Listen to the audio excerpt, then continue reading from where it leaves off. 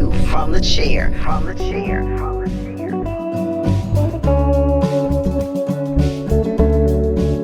Welcome back to another episode of A View from the Chair.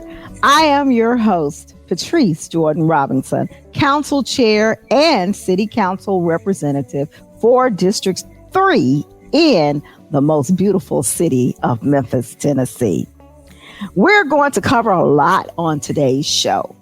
So starting with my guest, Carol Coletta. She's the president and CEO of the Memphis River Parks Partnership, and Nick Walker, Interim Division Director for Parks and Neighborhoods at the City of Memphis.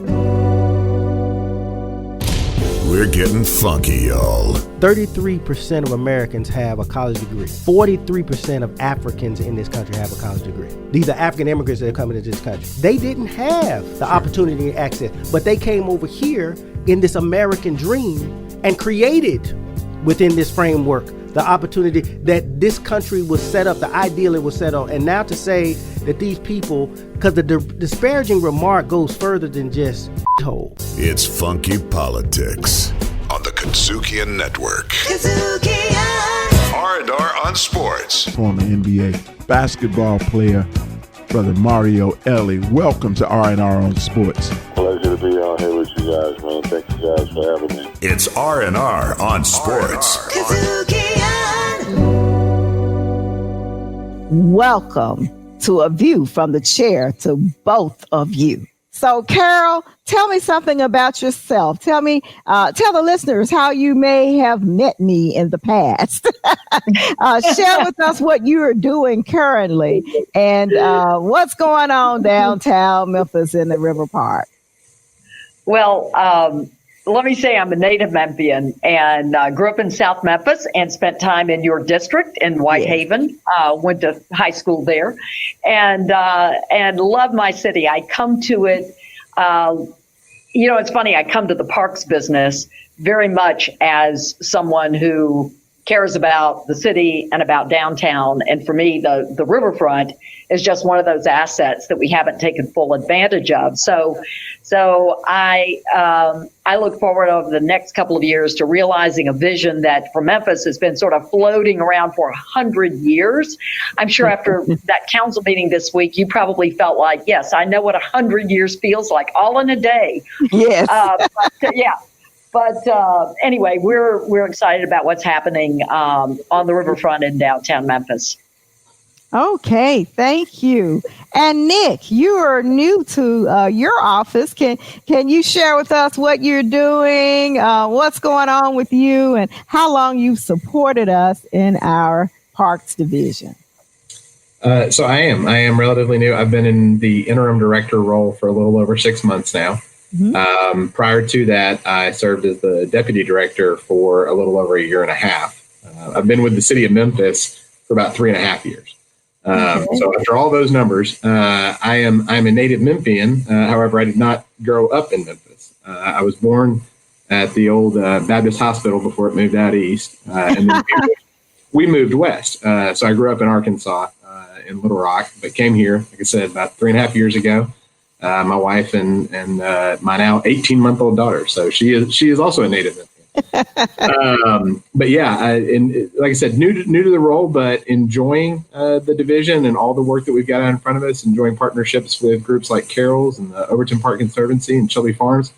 We got a lot of parks here, and really looking forward to making them better. All right. So, Carol, you've been involved in several different initiatives here locally. But I remember the jobs conference that we used to talk about it all the time, and it was a larger benefit to the community. Can you talk to us about what happened in the 70s and 80s? Yeah, you're taxing my memory here. But okay. 79, 80, and 81, I think, were the years that we were working on the Memphis Jobs Conference. It was actually the first executive order issued by Lamar Alexander when he was governor. He didn't exactly know what he wanted to do, but he knew he wanted to do something for Memphis and for our economy. It was a really interesting moment because downtown was still in steady decline. The city was pushing outward geographically. without shoring up the neighborhoods that were getting left behind. And downtown was really did not present the kind of face that a dynamic city would want to present. I was involved in all 3 years, but I ran it the second 2 years, 80 and 81, for Ron Terry, who at the time was chairman of what was then First Tennessee, now First Horizon. I remember Ron. Yeah, a great guy, still is. And, it's funny, Patrice, when I look back at it, I think we did some good things, I think, by focusing on two things. One, some really important capital projects. We put state money into Beale Street, into the Orpheum Theater, into Agri Center. I mean, made some the Convention Center Hotel. All of those things benefited from that state injection of funds. We also focused on a couple of industries where we felt Memphis had competitive advantage. One was tourism, and the other was distribution, because Memphis had this, of course, had FedEx in a much more nascent role than it is today. But FedEx and the recognition that as businesses consolidated their logistics operations, you could take Southeast, Southwest, and be in Memphis and serve both. So that was the original thought. And I think both of those industries, as you can see, employ a whole lot of people in Memphis. I think the disappointment looking backwards now is how perhaps we have not advanced those industries as we would like to have advanced them in terms of pay. Now, there are a lot of high-paying jobs in the logistics business. We know that. But there are also a lot of low-paid jobs in the warehouse part of it, particularly as independents have taken over some of that. So I think we all, as you and I have always talked about, I mean, there is no path to success for Memphis and Shelby County that doesn't lift up Black people, Black neighborhoods, and Black businesses.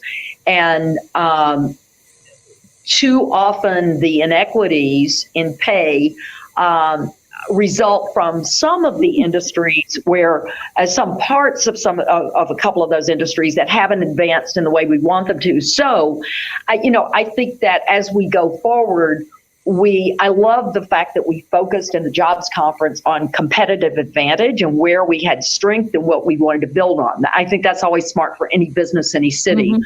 But I think as we do that, we also have to make sure that equity and concerns about equity and pay and who gets hired and who has the skill to get hired in higher paying jobs is part of the strategy. And I would say, looking back, I think that's the part we frankly didn't do very well. So let me ask you a question. Based on your experience from the 70s and the 80s, how do you apply that information today to our park downtown? Well, I appreciate the question because we've taken a very aggressive approach to equity and just trying to make that part of the game plan. It shouldn't be an extra. It needs to be integrated into everything we do. So as you know, we have increased the pay of our frontline employees, who, by the way, never quarantined. They've been on the job ever since the pandemic began, every single day, taking care of our parks and the people in them. So pay, we look at board equity. We have aggressive MWBE numbers, and we're always striving to do better, both in operations and our capital spending. And we're also really thinking about how does the riverfront serve the neighborhoods that need it most. If you look at the 6 zip codes that are closest to the riverfront, mm-hmm. they contain 40% of children in low-income households in Memphis. 40%. Mm-hmm. 70% of the households in those 6 zip codes live below the poverty line. So what that tells me is that we have to provide a safe, welcoming, beautiful place for those children and those families. while we also serve tourists and while we serve people from throughout the region. So that is that's something, frankly, that a lot of places can't do because of where they're located and sort of the nature of the asset. The great thing is we've got this Mississippi River that I'm pointing to out my window. And so it's a treasure and people want to see it. They're attracted to the river. And it gives us an opportunity to mix people of different incomes in space, in the same space at the same time. And that is enormously valuable to cities. Not many cities have those places today. Mm-hmm. And we should cherish those places, invest in those places, and make sure that they are welcoming to everyone and that everyone feels like, in the case of the riverfront, that they own a piece of it. Okay. Thank you, Carol. So, Nick, now that you are working with us in the Parks and Neighborhood Division, you know that is one of the number one places that our citizens say that we need more investment in. And I appreciate from our council meeting yesterday all of the resolutions that you put forth so that we have the dollars that we need to make. I know you over there laughing, but to make sure that those projects get done. Now, we know that when we allocate those funds, that I mean people going to actually do it. So I'm counting on you to get that work done. But I want you to talk to me a little bit about your career path. And I think the citizens will be interested in that because you actually began in media and information technology. What was your driving force to work in the Parks Division and work in that capacity now in Memphis? So I don't want to go too far down the rabbit hole, but growing up, my dad ran state parks. And so I grew up in the state park system in Arkansas. He was an historic preservation specialist, so mostly with historic homes, similar to the Mallory Neely home, the city of Memphis now. And so I got that exposure. I worked at Boy Scout camps during the summers, my entire adolescence, and volunteered at the Boys and Girls Club and the YMCA. So spent a lot of time in and out of recreation. All that to say, I was a sports reporter, Kyle Veazey in the CIO's office, and I joke that we're a retired sports writers club. I was a sports writer for about 10 years and then went into computer science, which is actually what led me to be in the Parks Division. I worked in the mayor's office, in the Office of Performance Management, trying to help parks determine some baselines, particularly around grass cutting, which I know is a subject near and dear to your heart and your constituents.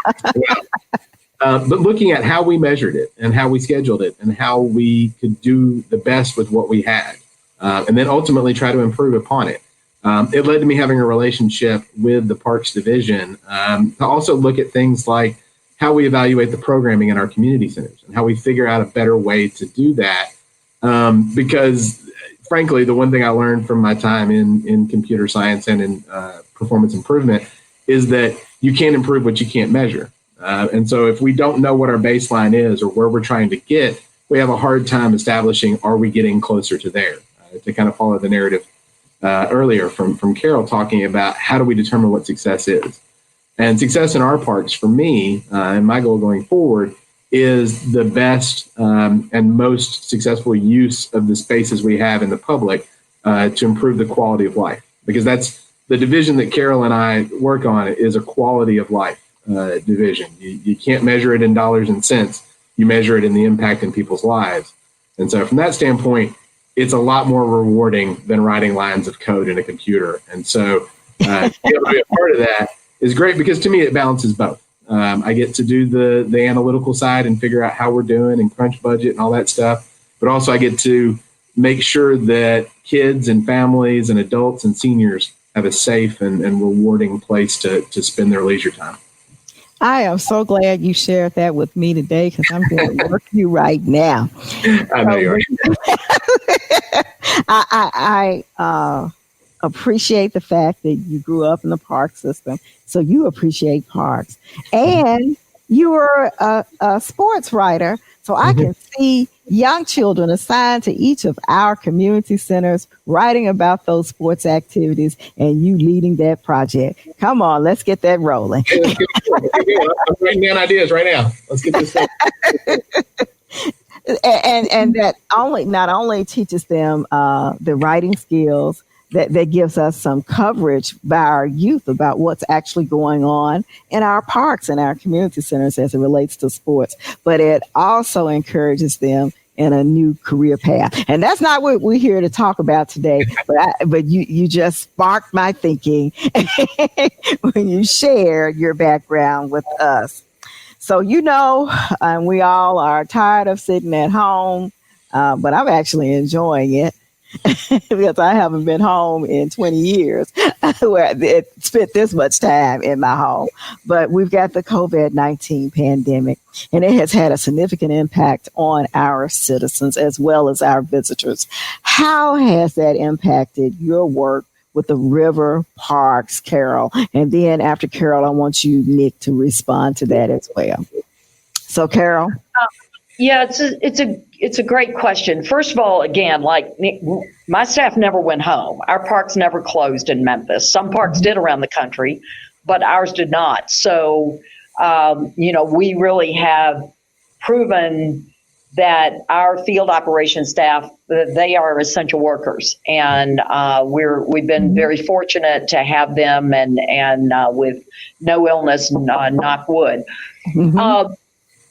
What we saw, of course, in the beginning, people were very tentative about getting out.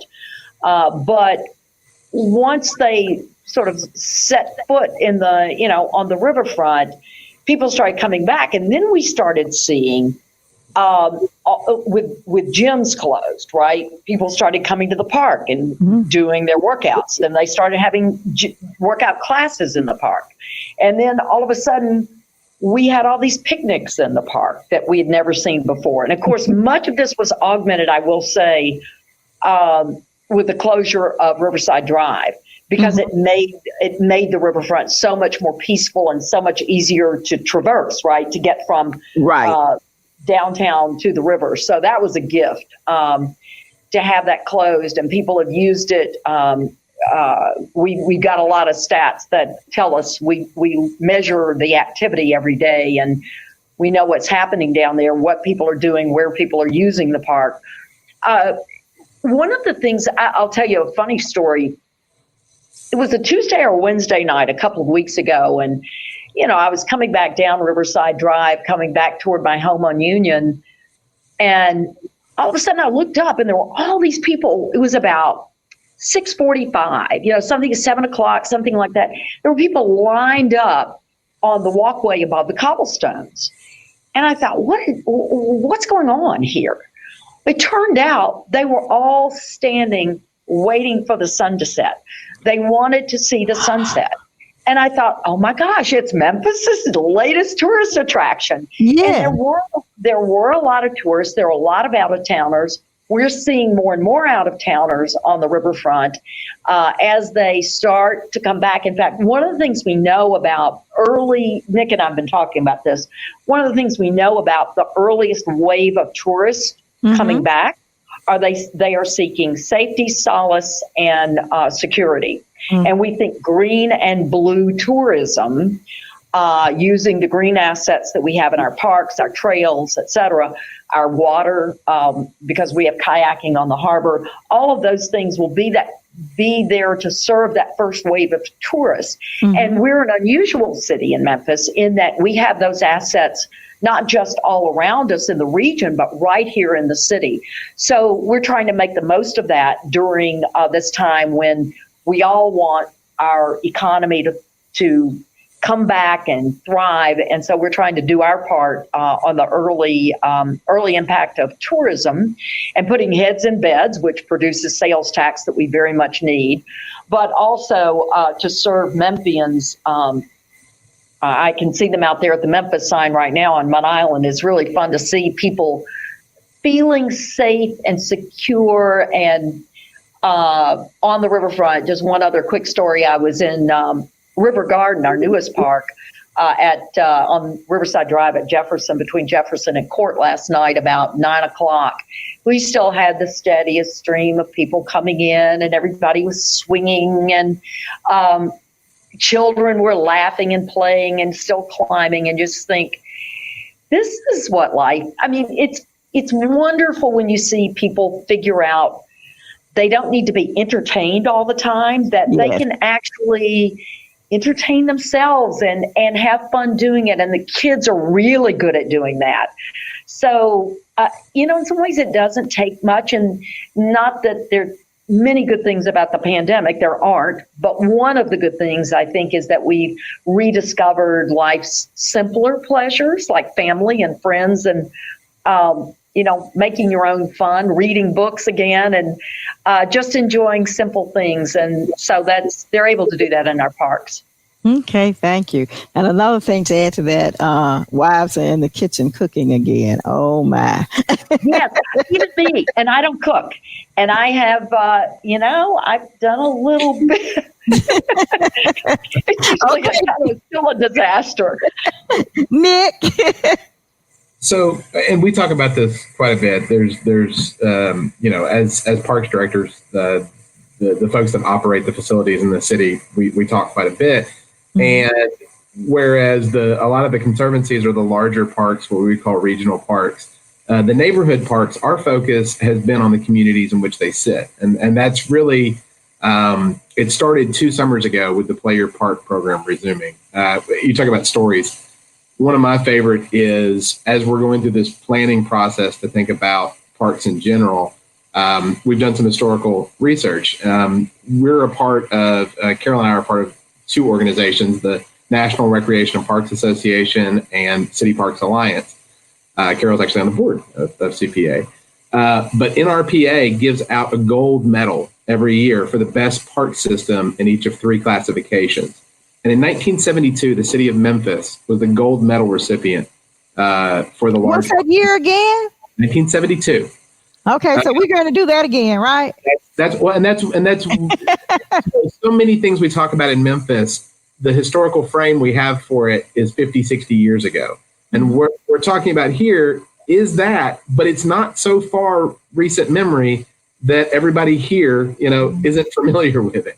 So to me, anyway, when we talk about the ability to have a goal to reach to, it's that. And that's why we focused on things like taking that PYP program, which in the 70s and 80s was Mr. and Mrs. Park, and they would have Mr. and Mrs. Audubon and Mr. and Mrs. MLK that were the adults that ran the park. We've taken that and in the time of social distancing, used it as an educational model. The park rangers, similar to Carol's Park Rangers and the park rangers out at Shelby Farms, to go out on a courtesy crew and help people social distance in the park, but also take advantage of it, because we understand that from a mental health perspective, going to a park and walking around and getting sunshine and air when you've been quarantined is such a huge thing.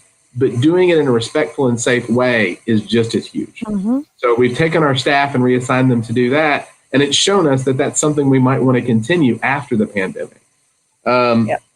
Additionally, the essential worker daycare that we've done with partnering with the YMCA and community centers was vital. Partnering with them when Shelby County Schools, unfortunately, was not able to continue their summer feeding program, the fact that the city, the Y, and other partners stepped up and made sure that to date we've distributed 500,000 meals. And that's mind-boggling. And it's not what we signed up to do when we signed up as a parks division, but it needed to be done, and we got it done, and we've served that mission, but just in a different way. Mm-hmm. But we look back, we so look forward back to getting to volleyball and basketball and baseball and all that stuff. But right now, we're doing the best we can with what we've got as long as we can. So, Nick, how do you reimagine our parks and our neighborhoods now that we're in this pandemic and moving forward? What we were just talking about. I mean, making sure that people feel safe and secure. To Carol's point earlier about it being the tourists think that way, citizens think that way too. We talked about it pre-pandemic as lighting and security cameras and those sorts of things. But now it's making sure that the benches are far enough apart, that the amenities themselves are far enough apart and sanitized and taken care of as often as we can, and keeping the things that don't need to be open right now, the dog parks, the skate parks, some of the sporting facilities, keeping those closed down until it's safe to do it. But making sure that people know parks are open, parks never closed. We've been taking care of them this whole time so that you can use them in a safe and responsible manner. So now that it's getting a lot warmer outside, I'm sure you're going to have a lot more visitors. I want both of you to share with me, how are you going to control that congregating in the park? It's hard. I mean, it's just, Nick knows it's hard. And, you have to, as you well know, you have to rely on people to be a little bit smart about how they conduct themselves. I will say it's very hard at a distance to know if I'm looking at a family group or if I'm looking at, a group of strangers, or is someplace in between. I mean, because we have very large family groups in Memphis. And so, you want to use a light touch, and we remind people, we put up signs right away. If you're visiting the park, keep 6 feet apart. And we did that all over the park. They're still there to remind people to keep their distance. But you can see it all over. I mean, you can see it all over. You know this, and you had this discussion around the masks this week. People gotten a lot of mixed signals about what it is they're supposed to do and how to keep themselves safe. And that makes it ever more difficult for those of us in managing public space and parks to give, the right message and a clear message to our visitors. But we do what we can. It's just, it is so far from perfect. Okay. And I'm glad you mentioned that, because I've asked the staff, the council members, that we be a little more deliberate in what we share with the public and make sure that we're all on the same page and we don't send any mixed messages. So, Nick, what are you doing in your parks? Very similar to Carol. I mean, there's only so many ways you can skin a cat. Okay. We make sure that the courtesy cruise, to me, has been the biggest help, because it's that light touch. We talked about using MPD, we talked about using PSTs, but really fellow citizens in a uniform that clearly indicates that, coming up and saying, hey guys, let's break it up a little bit. I think that's the biggest help. Okay. Please excuse me. That's my phone.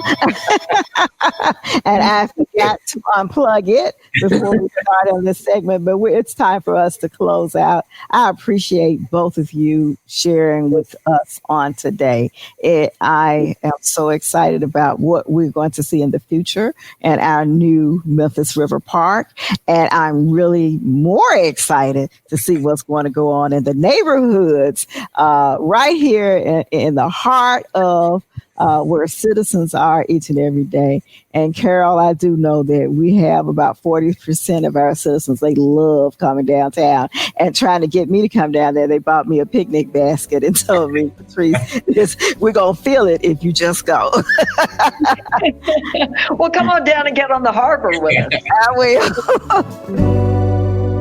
Our experience with Congregating has been amazing. They are creative, innovative, flexible, work really hard, and they find the answer to every problem we put in front of them, every challenge we offer. We couldn't have better partners than Congregating. Jazz, America's own original musical art form. When did it start? Who were and are some of the major players? How do you distinguish what kind of jazz you're listening to? Riffin' on Jazz is your weekly visit with friends talking about this music we love. Join Howard Robertson and me, Malvin Massey Jr., as we explore this fascinating and entertaining genre of music. We talk about the great and lesser-known artists, songs and tunes, the instruments, and the social impact jazz has had on world culture since its beginning at the start of the 20th century. Riffin' on Jazz on the Congregating Network. Congregating! I've had a wonderful time visiting with our leaders of the Memphis River Parks and Partnership, Carol Coletta and Nick Walker, Interim Director of Parks and Neighborhoods. And I certainly hope you learned a lot more about your city and many services that are provided. Remember to practice good social distancing. So we're going to be very clear. Social distancing is 6 feet apart. The easy way to do that, stretch your arms out. Make sure you're 2 arms length away. That's easy. Wash your hands. Wash your hands. Wash your hands at least 10 times a day. And wear your face mask. And don't touch your face. So let's work on that as a team. We can save not only our own lives, but other lives as well. Please stay tuned for more episodes of A View from the Chair. And we'll see you next time. And I'm your host, Patrice Jordan Robinson, Chairwoman of the Memphis City Council. A View from the Chair.